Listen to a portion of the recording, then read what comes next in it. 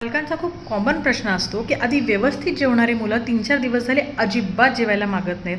तर अशा वेळेला याची 5 मुख्य कारणं काय असू शकतात. सगळ्यात महत्त्वाचं कारण आहे टीथिंग. आपलं मूल जर 8-9 महिने ते 2 वर्ष या वयोगटामध्ये असेल तर या वयोगटामध्ये मुलांना वेळोवेळी दात इरप्ट होत असतात आणि ज्यावेळेस मुलांची दात येण्याची प्रक्रिया चालू असते त्यावेळेस मुलं कुठलंही खाणं त्यांना खाऊ वाटत नाही, कारण त्यांच्या हिरड्या ह्या सुजलेल्या असतात, दुखत असतात. त्यामुळे आधी जो पदार्थ व्यवस्थित बाळ खात होतं ते सुद्धा बाळ रिजेक्ट करू शकतं. ही जेव्हा दात येण्याची प्रक्रिया कंप्लीट होते तेव्हा 2-3 आठवड्यांनी बाळ पुन्हा त्याच्या नॉर्मल डाएटवरती जातो.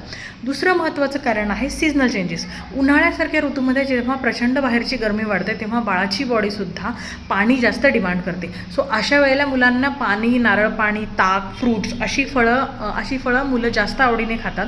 भात, वरण, चपाती, भाजी असं जे नॉर्मल जेवण असतं हे जेवण मुलं त्या प्रमाणात म्हणजे कमी प्रमाणात घेऊ शकतात.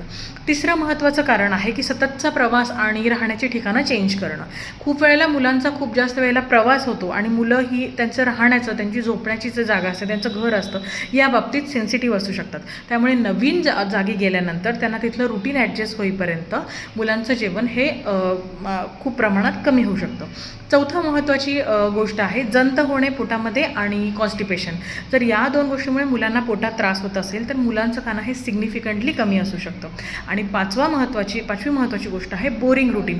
खूपदा आई काय करते की बाळाचं एक रुटीन सेट करते व्यवस्थित, पण त्यातले पदार्थ चेंज करत नाहीत की त्या वेळेला तेच पदार्थ बाळाने खावे अशी अपेक्षा करते आणि बाळ काही आठवडे ते पदार्थ खातंही. पण एक लक्षात ठेवा की एका ठराविक टाईम इंटरव्हलनंतर बाळ किंवा कुठलंही मूल त्या पदार्थांना बोर होतं. ते आपल्याला सांगत नाही पण ते पदार्थ खाणं हे मूल कमी करतं. त्यामुळे आपलं मूल जर अचानकपणे कमी खात असेल तर या 5 गोष्टी नक्की रूल आउट करा आणि त्याच्यानंतरही जर प्रॉब्लेम होत असेल तर जवळच्या बालरोगतज्ञांचा सल्ला नक्की घ्या.